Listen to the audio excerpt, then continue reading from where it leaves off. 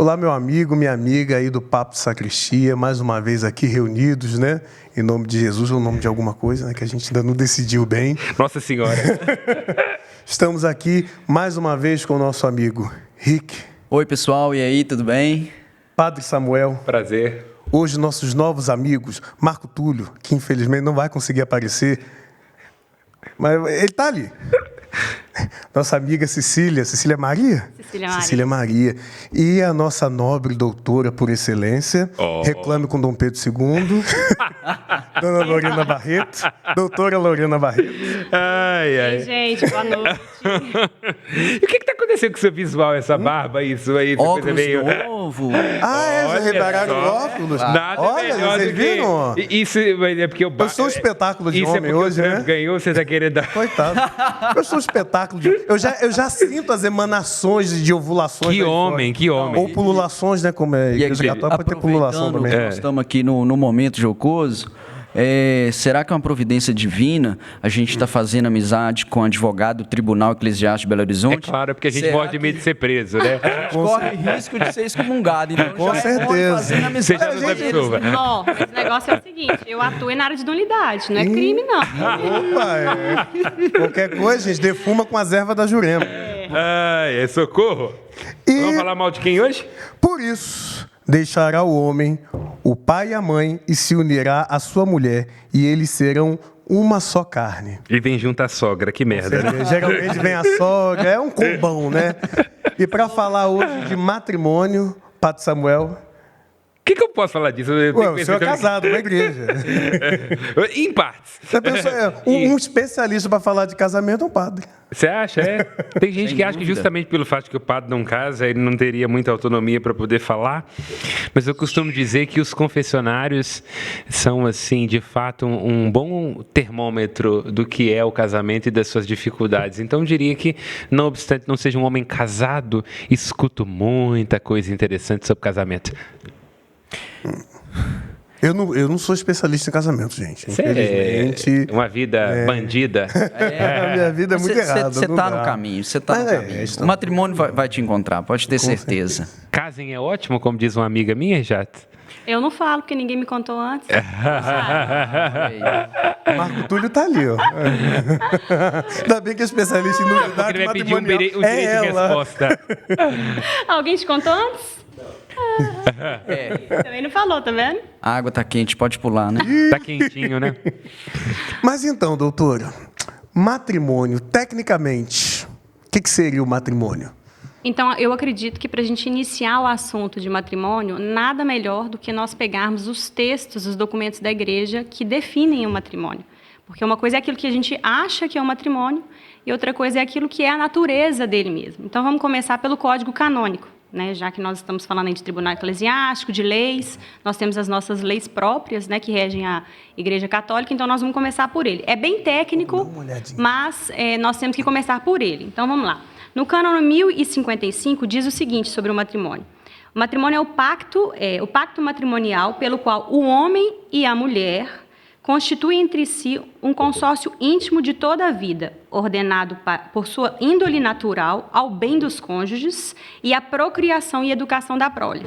Entre batizados foi elevado por Cristo nosso Senhor à dignidade de sacramento. Quer dizer o quê? Homem e mulher.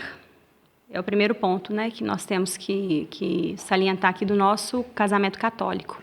Né? E a igreja nos ensina... Davi já falou assim, depois você entra. Deixa Calma, segura. Que é um consórcio íntimo de toda a vida. O que é um consórcio íntimo de toda a vida? É o eterno.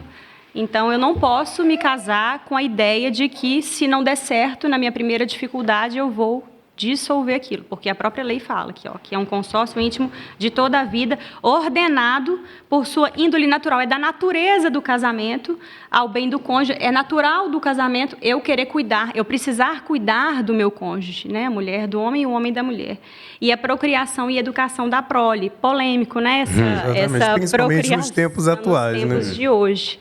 Porque as pessoas querem querem viver o casamento católico, mas não querem abraçar o que as regras do casamento católico estipula, e é isso aqui que está aqui no texto da lei. Eu acho que um bom ponto de partida, à luz do que a senhora traz, né, porque é interessante a Igreja Católica começar com essa definição, porque todo direito, enquanto transformado em código, está positivado. Ou seja, você estabelece as leis, os regulamentos e por aí vai. Só que a Igreja Católica deixa claro que a base do matrimônio é um direito natural.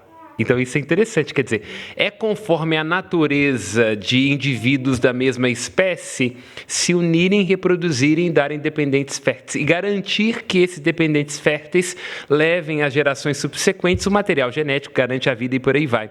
Então isso é muito importante, porque independentemente do que se possa entender hoje como um casamento, por exemplo, entre pessoas homoafetivas, é preciso entender que a base é uma base natural, de uma compreensão natural daquilo que acontece em toda e em qualquer espécie. 2 indivíduos unem o seu material genético, gametas, e aí você tem origem a indivíduos férteis que dão origem a outros indivíduos e por aí vai. Essa é a lei da vida. Né? E se espera isso do casamento. Não quer dizer que vai acontecer em todos os casos, né? Nós temos os casos dos nossos irmãos que, por questões de saúde mesmo, vivenciam a infertilidade. Mas uma coisa é esse ponto específico e particular de cada pessoa, e outra coisa é o chamado que nós temos. Até porque esses irmãos que vivem infertilidade, eles têm a opção de vivenciarem a paternidade e a maternidade que a igreja também ensina, sendo aberto à adoção, enfim, né, ali no apostolado que a pessoa serve. Né, então, não há essa obrigatoriedade de... Quer dizer, pode se contrair um matrimônio válido com infertilidade. Quer dizer, a pessoa pode ser infértil e querer contrair o consórcio. Eu gosto dessa expressão, porque eu fico pensando assim, se você tratar mal sua mulher, vai limpar tudo que você tem. Vai. E vai poder ser sorteado. Interrompa esse consórcio essa hora, você vê com o que você fica, palhaço. Muito bem. Esse matrimônio, então, ele é natural, depois ele é pelo sacramento, ele se torna sobrenatural. E pelo que a gente conseguiu colocar na mesa aqui, a finalidade é a procriação. Uma das. Seria a primeira, vamos dizer assim... A primeira é o bem dos cônjuges. A primeira é o bem que um homem tem para com a mulher para com o homem. O bem... No sentido de isso, cuidado. Cuidar mesmo. E isso é engraçado que está no Código Civil. A gente acha que o Código Canônico... Inclusive, o Código Civil nasceu do Código Canônico. E a Igreja Católica copiou dos romanos. Nada se cria, tudo se copia. Né? Mas eu gosto de falar isso porque as pessoas não têm o conhecimento. De onde é que surgiu? Acha que o Código Canônico nasceu agora, Ou nem tem consciência de que a Igreja tem... Aqui, a Igreja Católica tem vários pontos fracos, em vários aspectos. Agora, esse aqui é um ponto forte. Quer dizer, faz lei, decreto e regulamento, a igreja... Como é que a gente está ficando tradicional, né? É bastante livro. Acabou esse negócio de humanas. Acabou. As críticas, entendeu? Mas... Depois, isso precede o quê? Vitória de Trump. Daqui a pouco a gente vai levantar a bandeira tradição, família e propriedade. Eu gosto do Ariano Suassuna quando ele coloca isso nos lábios do bispo do Alto da Compadecida, porque a ironia do bispo é que ele sabe de có o código. Qual direito canônico? É interessante, porque é um dos pontos muito sérios considerados pela Igreja Católica. Um pouco porque ela é uma instituição devedora dessa tradição germânica, né? E um pouco também porque o fim do Código de Direito Canônico, das últimas linhas fala disso, é a caridade, né? E não há caridade sem direitos e sem deveres. Não tem como. Uma caridade que abra a mão da verdade, dos limites. Mas se a gente for na Bíblia, de um extremo ao outro, o matrimônio ele tem papel fundamental. Claro. Começa lá em Gênesis, lá com Adão e Eva, e vai até em Apocalipse, lá com a núpcia do Cordeiro, a esposa está pronta. Então, mesmo com todos os desafios, as histórias, a gente vê que o matrimônio não é uma coisa humana. É um projeto, é um desígnio de Deus. E uma coisa bonita também, enquanto você fala, me vem à cabeça, uma das partes até emocionantes, quando eu estou assistindo ao matrimônio, é quando se diz que a única bênção que nunca foi revogada é a bênção do matrimônio. É bonito isso, porque a ideia é assim, Deus criou tudo para ser bacaninha, bonitinho, homem, mulher, aquela coisa toda, o Éden, por aí vai. O pecado deixa Deus pé da vida. Então ele fala, você vai dar à luz com dor, seu desejo vai te impelir ao homem e vai te dominar, você vai comer o pão com seu suor, mas ele nunca revoga a bênção do matrimônio, para dizer que até quando Deus está pé da vida, ele não esquece da importância. Quer dizer, se você não era para fazer parte da punição, não. Pode pensar nessa perspectiva também, né? Mas é bonito, porque ele entende que parece que é como se Deus entendesse, que eu estou caricaturando, que se dissolve a bênção do matrimônio, não tem ponto de partida. Então ele fala assim, opa, se eu mexer com isso aqui, aí acabou com tudo. Não, e vamos a Jesus. Ele vem pela Sagrada Família. Claro, o primeiro milagre dele é no casamento. E ali o milagre é o quê? É a transformação da água no vinho, que a gente sabe que ele simboliza a alegria. E aí já vai mostrando também sinais de que para haver um casamento é preciso que a gente entenda que vai estar o homem, a mulher e Cristo. Uhum. Quando você traz Cristo para o casamento, além de você trazer essa alegria, você também traz uma cruz. Porque é isso que a gente ganha no casamento. É? É. Mas não é. Não, olha só, mas não assusta. Acabou o romantismo. Não assusta. Deus seja louvado pelo celibato. Gente, olha só. A cruz é o caminho do amor. Eu adoro a hora que eu beijo o altar. Celebrei, mas você levar para casa. Tô brincando. Não, mas e claro que a gente tem que brincar. Claro. Você vê que Pedro, por que ele renegou Jesus lá? Porque curou a sogra. Exatamente. Então, você vê Jó, por exemplo, Jó tirou tudo dele, mas não tirou a mulher, enchendo o saco. Então, assim, você está entendendo? Mas, gente, é uma cruz que é a cruz que nos santifica. É esse casamento, é essa cruz que vai nos levar por amor. Gente, são dois seres imperfeitos que se tornam perfeitos em uma só carne nesse processo de se direcionarem a Cristo. Não só pelos esforços dele, mas por um amor que é anterior e superior ao próprio casal. Então, é isso. Mas se você for parar para analisar a bondade de Deus diante disso que você está falando, pensa, é o sacramento que duas pessoas recebem juntos.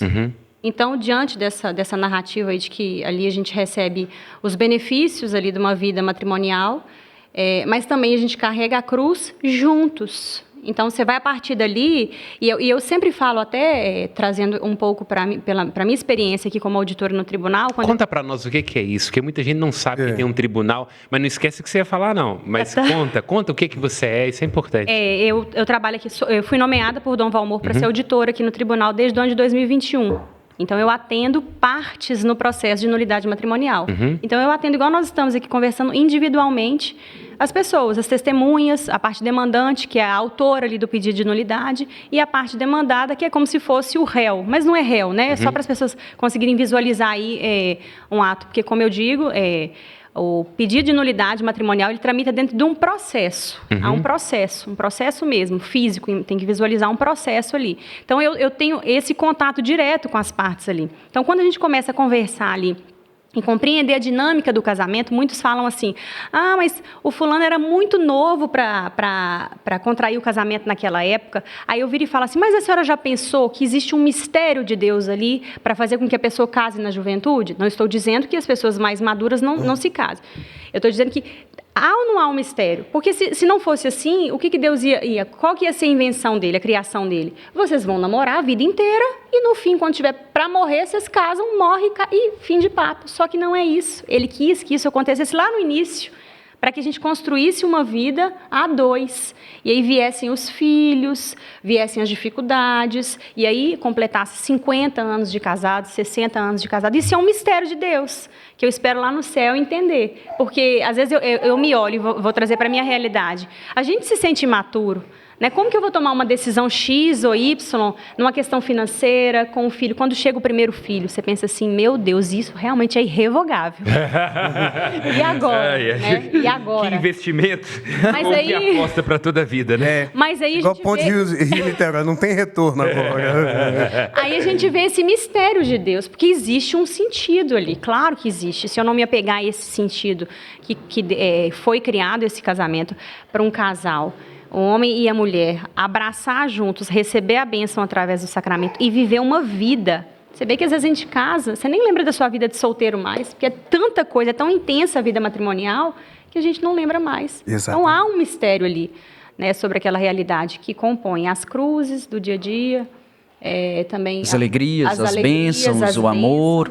E a busca por Deus, que precisa ser, né, incessantemente, sempre, porque eu acredito que se ele não é o centro ali, a gente não vive esse trio ali, não torna-se insuportável, né? Torna-se insuportável. Eu gosto muito de frases de clássicos e me chama muita atenção quando Dostoiévski fala que o casamento é a morte da alma. O que ele está querendo dizer com isso? Claro, com aquela dureza russa, é de que se a alma não estiver devidamente bem encontrada, não respirar poesia, como a própria Ana, a esposa de Dostoiévski, coloca, se um tenta interferir na alma do outro, não entendendo temperamentos opostos, pontos de vista conflitantes, personalidades conflitantes, né, pontos de vista diferentes, não vai dar certo. É um peso insuportável.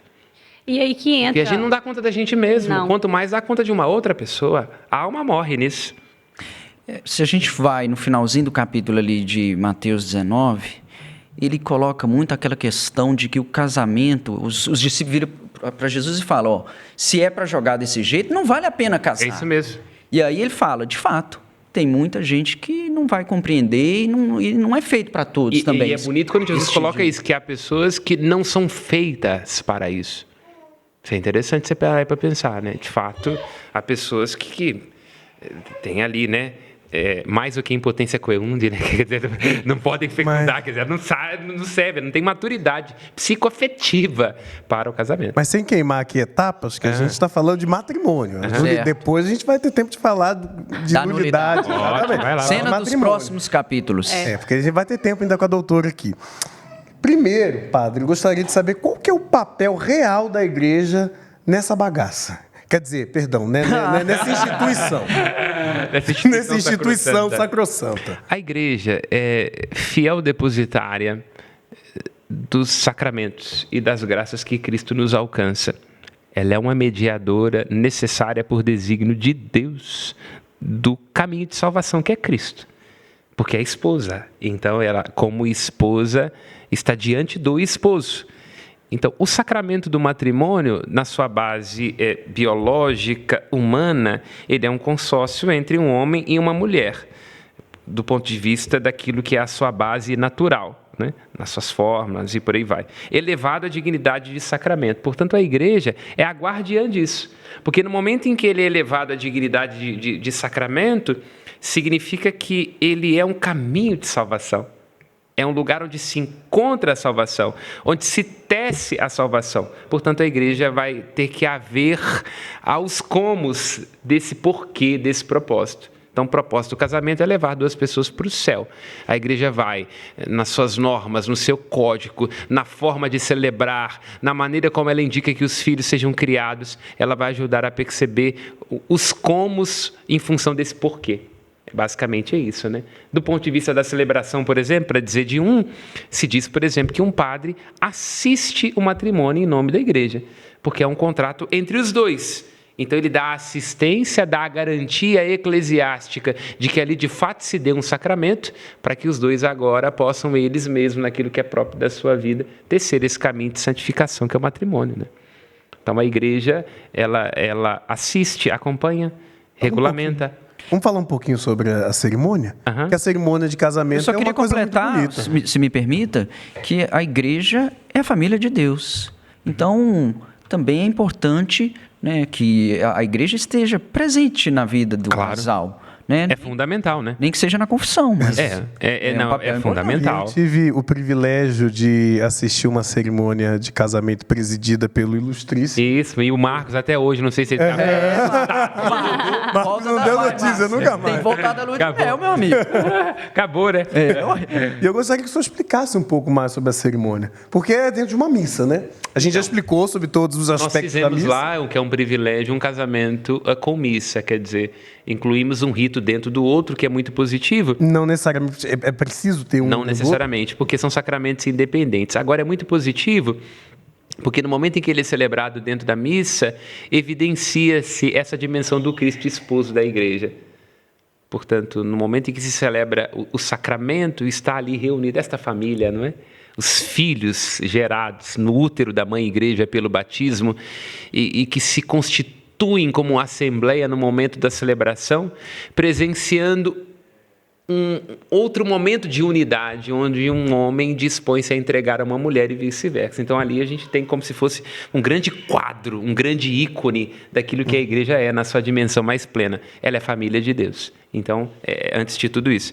Sobre o rito, o que eu diria, né, que chama mais atenção? Eu diria, em primeiro lugar, a ideia da aceitação do consentimento ali naquele momento, onde um diz da sua disposição que é necessária, né? Uma disposição livre, consciente deste consórcio de vida, desta aliança um com relação ao outro. Chama-me muita atenção nesse momento a hora da bênção, né? Porque é uma bênção patriarcal, né? O Deus de Abraão, de Isaac e Jacó, que abençoou os nossos primeiros pais no paraíso, confirme e abençoe em Cristo este propósito que agora manifestaste perante a igreja. Ninguém jamais separa o que Deus uniu. É uma bênção belíssima, né? O momento ali onde eles trocam, né?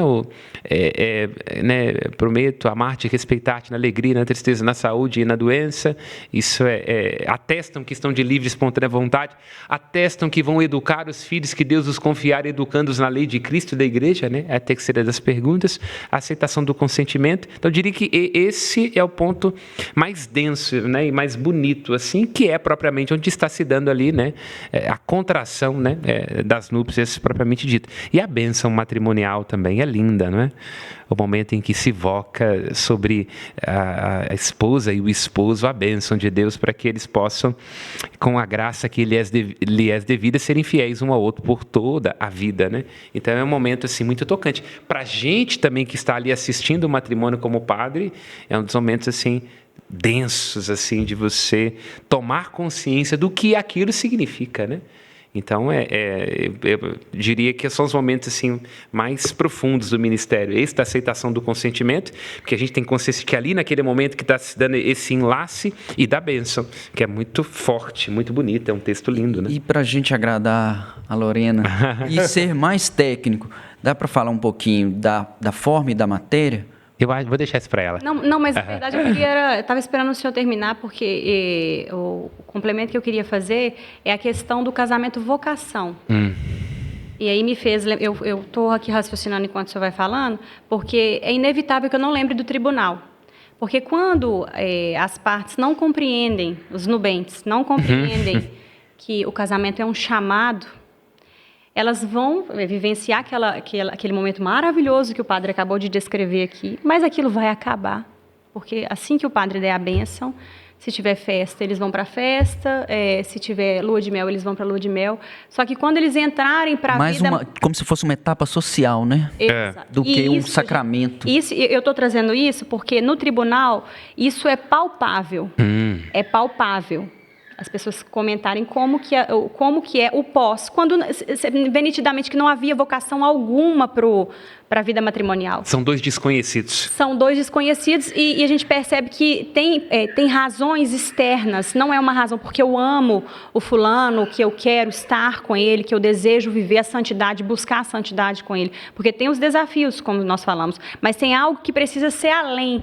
Tem que ser algo além, porque vou trazer para a mulher, né? Porque eu sou mulher, então vamos pensar pela mulher. Tem o sonho de casar, quero vestir de noiva. Que é um sonho bem feminino, porque o homem não sonha com isso, via de regra. Não sonha com isso, viu, meninas? Não sonham com isso. Com outras coisas, com o casamento, não.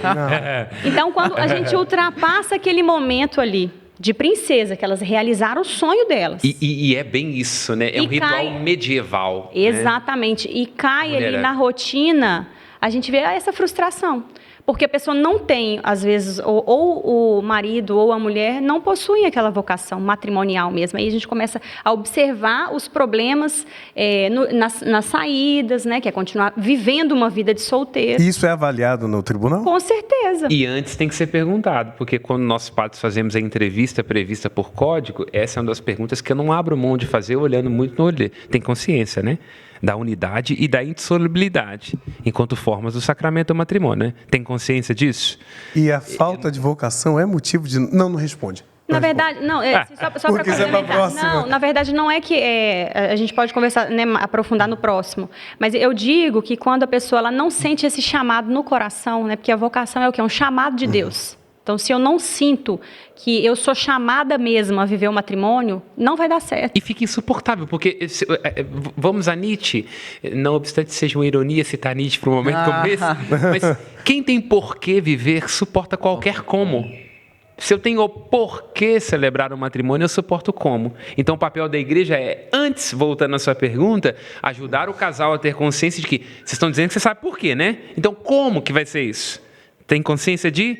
O desafio é que a maior parte das vezes a pessoa acha que tem um porquê e aí não vai dar conta dos comos. Porque são muitos comos. E ela acaba indo na parte bonita da celebração. Que é lindo. Que é lindo, que é maravilhoso. Tanto que quando eu sento para conversar, principalmente com uma mulher, pega o libelo, começa a ler o libelo e ela coloca ali a expectativa que ela tinha no dia. Imagino. Como que foi o dia da noiva. E aquilo foi uma frustração, porque eu trabalho dentro de processos frustrados, casamentos frustrados. Ninguém vai até você para dizer, não, deu super certo, como é que eu faço para publicizar? Né? Exatamente. Então, a gente vê ali nitidamente uma falta de vocação. Quem sou eu para julgar se a pessoa tem vocação ou não? Mas é um pouco de conversa ali, de experiência, conversando com as partes. Gargantinha boa, né?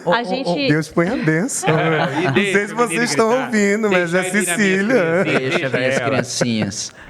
Mas então vocês estão colocando aí de forma muito clara, 3 pilares fundamentais. Unidade, indissolubilidade e abertura à fecundidade. Sim. Então esses é a pessoa que se propõe ao matrimônio tem que ter clareza, entendimento, consciência, bem profundo. Aí que eu diria? No sentido geral. Claro, aí o que eu diria?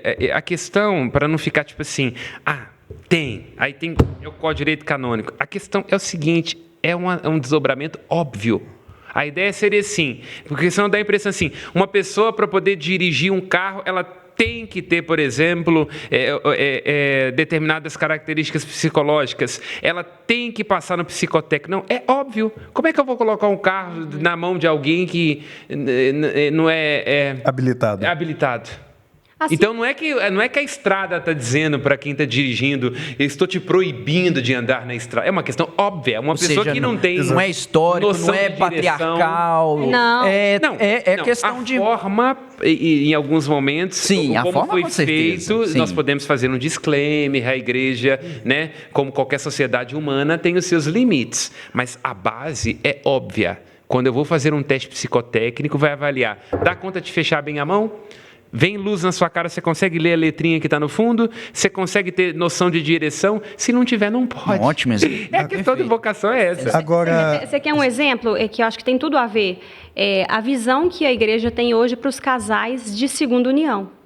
Eu até trouxe um documento recente agora do Vaticano, recente assim do ano passado, que o Papa pede para que a igreja tenha o olhar de misericórdia para esses casais de segunda união. Quer dizer o quê? Quem são casais de segunda união? Pessoas que vivenciaram o casamento na igreja, foi frustrado por uma realidade específica. Inclusive, eu tenho uma predileção por essas pessoas, porque geralmente são dramas muito sinceros, muito genuínos. Sim, né? Sim. É muito doído na alma mesmo. Sim. Então, quando a gente começa a ler esse carinho que o Papa pede para que a gente tenha, os padres em especial, façam um discernimento, aí está escrito no documento, atenda individualmente, acolha aquele casal de forma particular e verifique se aquela causa não é uma causa que pode ser levada ao tribunal eclesiástico. Olha só. Não, é lindo, muito bonito maravilhoso o que você está falando. Eu já indiquei várias vezes já. Principalmente porque dá para perceber a verdade, a sinceridade com que você fala e também por você poder contribuir com essa reconciliação com Tem Deus. muitos casais assim, doutor? Demais.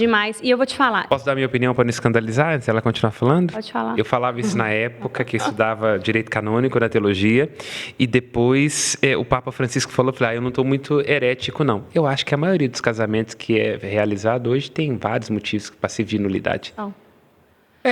Eu sei porque eu percebo. Quando eu faço a entrevista, eu pego pesado.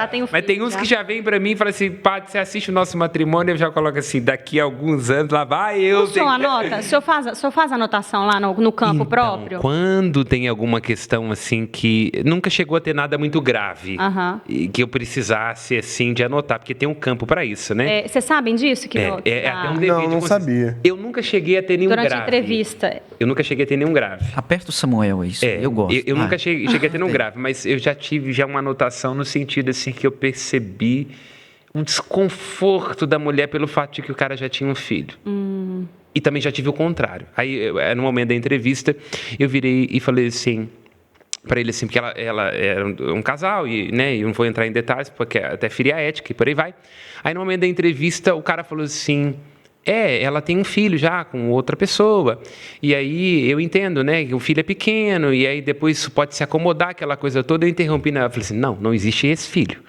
Aí eu chamei um do lado e o outro no outro. Eu falei, você tem consciência disso, né? De que não existe ex-filho e ex-mãe. A relação dela com o esposo está dissolvida do ponto de vista, assim, do vínculo civil. Mas é para sempre o pai do filho dela. Você está disposto a entrar nisso? Tô. Então, continua o processo.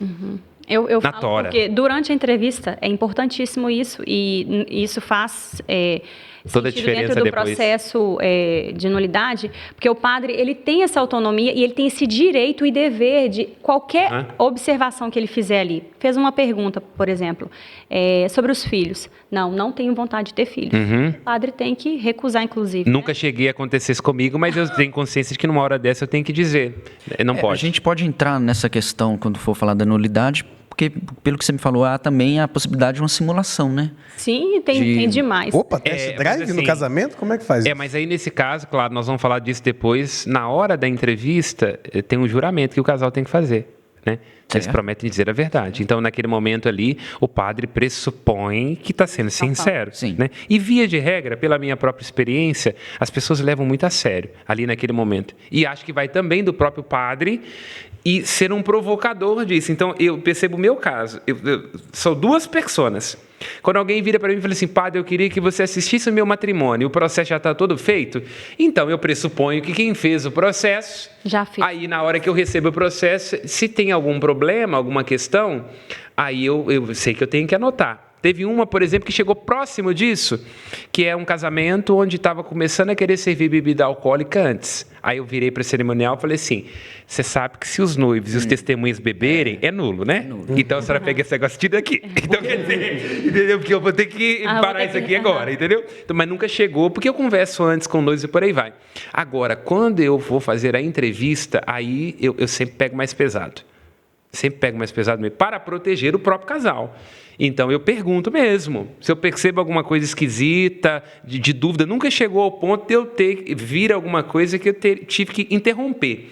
Mas eu ter que reforçar a pergunta. Você tem consciência? É isso mesmo? Já teve um caso, por exemplo, de ali naquele momento, o noivo já tinha traído a noiva numa situação. E eu percebi que na hora que entrou nesse assunto, ela começou a chorar. Aí eu interrompi a entrevista na hora, chamei ela primeiro e depois ele. Primeiro, para saber deles, assim, você tem consciência da responsabilidade do que significa e de que não dá para você simular essa consciência da fidelidade, do compromisso e por aí vai. E da parte dela, eu falei assim, olha, você tem consciência de que é com esse homem mesmo que você quer casar? Porque isso poderia no futuro se repetir. É isso mesmo? Então, pronto, está disposta? Porque se o que ficou para trás é retroativo. Se ela entende, concedeu-lhe o perdão ali naquele momento, por aí vai. Mas eu chamei os dois à parte, um de um lado e outro do outro. Perguntei para ele se ele estava realmente disposto a entrar nisso. Não dá para cantar filosofia do molejo, não era amor, era cilada, não. E do lado dela eu perguntei, você superou isso? Não superei. Então, o senhor já deu pau em algum casamento? Não, nunca tive que chegar ao ponto, não. Mas não teria nenhum tipo de constrangimento se precisasse. Mas já chegou perto? Eu presenciei. Perto não. Mas esses casos, acho que foram os que chegaram assim mais... E também teve uma vez que eu já percebi que o noivo gostava mais da fruta do que da noiva. Noiva, eu percebi que tinha um negócio esquisito. Mas, como já não era eu que ia fazer, né, eu falei, se não beijar nenhum padrinho, segue o baile. Nossa. É por isso que não dá para servir bebida antes, né? Mas, por exemplo, nesse caso, por exemplo, se eu percebesse que tinha alguma coisa diferente dele com o padrinho, eu teria que ter anotado como observação. Notei que o noivo gosta Nota-se do padrinho. que o noivo... Nota-se que... Vai ser um entendeu? trisal feliz. Isso, entendeu? Tem alguma... Nossa, gente, como isso diz a princesa Diana, sempre foi entre três. Boa referência. Mas isso é curioso, porque me faz recordar do meu curso de noivos. Eu fiz aqui na São Sebastião, aqui no Betânia. No Betânia. E lá, o nosso curso de noivos foi na pandemia, porque nós casamos na pandemia, e era presencial. Eu queria um curso de noivos, eu já estudava direito canônico, então assim, eu tenho que ter aula presencial, porque eu gosto de aula, então vamos para o curso de noivos presencial. Aí achamos esse curso de noivos. E aí, nós tivemos a graça de ter um dos episódios, um dos encontros, uma aula com um diácono. Eu não me recordo o nome dele aqui, mas ele falou sobre a nulidade matrimonial e falou da procriação. Um casal levantou a mão e falou que não queria ter filhos. No meio da turma. Num caso como esse, por exemplo, se eu tomo consciência disso, eu tenho que interromper a entrevista. Ele falou na hora com eles, então, infelizmente, não tem como receber o sacramento, porque isso é natural dele. O que vocês estão aqui buscando, vocês têm a opção de casar fora, mas vocês estão abraçando o casamento católico. E ele falou tão bonito, sabe, aquilo. Eu falei assim, gente, que coragem, né, de dizer que no meio de vários noivos, e ele falou... Mas é preciso ser sincero. Sim. Eu já teve vezes, por exemplo, de eu perguntar para a pessoa, eu não vou muito à igreja, aquela coisa toda. Aí eu pergunto assim, mas você quer um matrimônio para quê, então? Mas olha só, mesmo nesse âmbito católico, é uma questão natural, é questão de sobrevivência, é questão da gente manter o mínimo a população existente. Você está entendendo? Se você for analisar, por exemplo, as estatísticas que são apresentadas hoje de taxa de natalidade, a gente deveria ter 2,1. 2, porque o pai e a mãe morrem, vão ser substituídos, e ponto 1, para corresponder àquelas pessoas que são inférteis, que optaram... Alguém que morreu de acidente, entendeu? Exato. Agora, o que nós temos hoje? Nós temos aqui no Brasil 1,57. Olha para você ver, a tendência é uma tendência global. Se você for pegar, acho que global é 1,8, mas a tendência, nós estamos falando de estudos que vão até 2100, já prevê 1,23. Então pensa, o impacto disso não é só na questão, aqui na esfera do casamento, é econômico, é político, é social, enfim, é um desdobramento gigantesco, você está entendendo? Então, gente, mas eu fui no shopping no Dia das Crianças, tinha muita criança, ainda assim tem... É porque elas aglomeram. Né? Possessão, já viu falar? Junta, legião. Não, a redução... É muita criança. A redução... Eu fui embora, na hora que eu vi, eu falei, vamos embora, pelo amor de Deus. Um dos sinais de decadência da Europa é isso. Mas aí eu penso que nesse caso, o que é importante? Mas tem muito imigrante africano agora, eles estão abrindo as portas. Mas muçulmano, vai servir pra quê? Muçulmano. Vai tomar conta. Os muçulmanos. Vão derrubar. Até porque eles têm um gênio meio explosivo, é melhor não... É melhor, a gente adora uma esfirra. Mas enfim, eu acho que aí é preciso colocar na balança e considerar duas coisas. Primeiro, a perspectiva da igreja, resguardando aquilo que é natural e entendendo que essa é uma das destinações do matrimônio. E do lado de cá, claro, a complexidade hoje, todo o reforço cultural incentivando as pessoas a não quererem ter filhos. É preciso ter sensibilidade nesse caso, né? Não, no claro, sentido de... preço das escolas... Não vem falar que... Mas não vem falar que pai de pet é mais barato, não, que vai cuidar de um cachorro aí bonitinho. É bem caro, tá? Mas a questão que eu acho que a nossa cultura, ela não quer ter muito problema. E filho é problema, inevitavelmente. Não, o casamento, as pessoas estão correndo. Ou melhor dizendo, filho é dificuldade. Porque problema é o que você faz com a dificuldade. É difícil. Você tem que formar a criança do zero, gente. E o pior de tudo é que depois de um tempo pode dar muito errado, né? Porque aí você percebe que tem a genética da sua cunhada. Sim, na adolescência você fala, meu Deus do céu, sequestraram meu bebê, cadê esse demônio? Eu acho que o pior... Quarto. E a possibilidade de ter a perda de um filho? Também. É uma dor insuportável. Sabe, eu já vi, inclusive eu tive a oportunidade, eu digo que foi uma oportunidade, por mais desagradável que tenha sido, parece que me conscientizou, de ver uma mãe recebendo a notícia da morte do filho. Não, é uma coisa, é uma dor. Para quem é mãe, misericórdia. Claro. É algo que... Então é uma questão a ser considerada. Eu queria trazer também a questão da disparidade de cultos, principalmente assim... Nós estamos trabalhando aqui numa esfera de católicos, mas e quando casa com um pagão, casa com uma pessoa que é de outra religião? Os infiéis protestantes. Deixa a Lorena introduzir. O que eu penso sobre isso? Eu penso que a divisão dos cristãos já é uma coisa que ainda não foi resolvida. Você trazer isso para o seio ali da família vai ser também problemático. Então vai ser preciso... Vai ser preciso muito respeito e muito amor. Eu acredito até que a solução é que seja duas pessoas com um pensamento assim, que é o mesmo Pai e é o mesmo Senhor. Aí nada vai separar. Só que tem que ficar muito atento à tentação de ter a questão da indiferença religiosa nos filhos. Por quê? O pai puxa para um lado, a mãe puxa para o outro. Aí, para não ter briga, acaba que aquilo fica esfrio. Aí o filho perde essa referência e aí a educação vai-se embora nesse sentido. Mas você está comentando, eu me lembro de muito tempo atrás, posso estar enganado, de ter lido algo sobre isso e parece que a orientação é que não se casem, né? Pessoas de... O Samuel pode falar. Mas que caso haja o casamento, que as crianças sejam criadas dentro da religião católica. Eu posso estar errado, mas eu me lembro de ter lido isso há muito tempo atrás. Na verdade, tem a regra, né? Assim, que no melhor do cenário seria essa, né? Então, assim, você vai comunicar ali pro padre que está fazendo a habilitação matrimonial que o seu pretenso marido é evangélico, por exemplo, né? Vamos citar, e aí tem que constar aquilo e tem que ter autorização do bispo para que esse casamento aconteça. Só que na prática, gente, não é isso. Eles mentem. Falam que são católicos para não ter que passar por essa autoridade. Eu estou falando sentada do lado de cá. Entendi. Né? E aí consta lá no processo matrimonial que ambos são católicos. Para esse pecado aí, só se tiverem mentido muito bem para mim, mas é uma pergunta que eu faço questão de fazer. E quando chega na vivência... E aí, eu quero apresentar o nosso filho lá na igreja evangélica, eu vou levar, porque é direito meu. Não, que é uma das exigências da igreja, quer casar, então a dispensa vem, mas a parte que não é católica tem que permitir que os filhos sejam iniciados na fé católica. Eu acompanho, assessoro uma pessoa que a situação dela é exatamente essa. Católica, sempre foi de grupo de oração, encontrou um José de uma outra denominação religiosa, e aí sabia, né, da situação, mas eu entendo que ele enganou ela, porque ele passou a acompanhar nas missas, nos grupos de oração, casou, voltou para a igreja dele.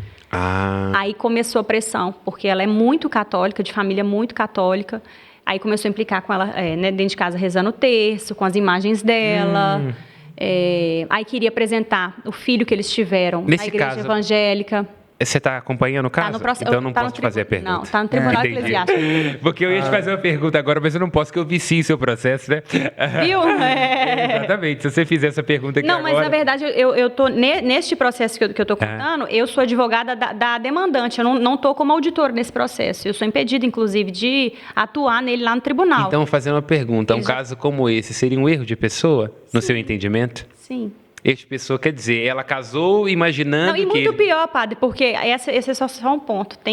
O negócio é muito pior do que isso, porque ele gostava da família dela, tratava super bem a sogra, daquele que leva coisas para agradar a sogra. Casou, odeia a sogra agora.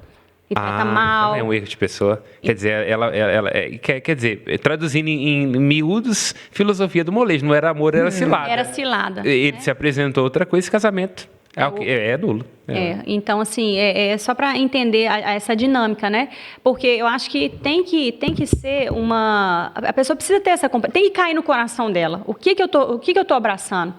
A minha fé católica, ela é um ponto inegociável para mim, sabe? Ela é assim, quando eu penso em ser católica, isso para mim é algo que eu não vou abrir mão. Então pensa, porque vai ser desafiador, porque você casando com uma pessoa católica que está sofrendo para viver a busca da santidade dentro da regra da Igreja Católica já é desafiador. Então não há impedimento, o que há é um desafio. É um desafio, os dois têm que estar. E como o casamento, em última instância, é de direito divino, a Igreja não interfere.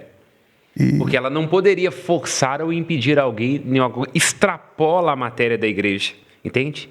Nessa perspectiva de direito divino. Por isso a igreja não pode dissolver o matrimônio, porque não pertence a ela. É um contrato entre as duas partes. Uma vez selado, Deus é a sua testemunha. Antes de tudo, quer dizer, Deus é que é a grande testemunha do matrimônio. Então a igreja diz, então, se você quer... E eu posso ser um pouquinho mais polêmico? Tem tempo? Vamos. Vamos lá. Vamos lá. Né? Deixa aberta para a próxima, que a gente ganha engajamento. Eu ia perguntar a questão seguinte, quando o católico casa lá na igreja protestante. Eu acho que é uma boa pergunta para a gente deixar isso para o próximo.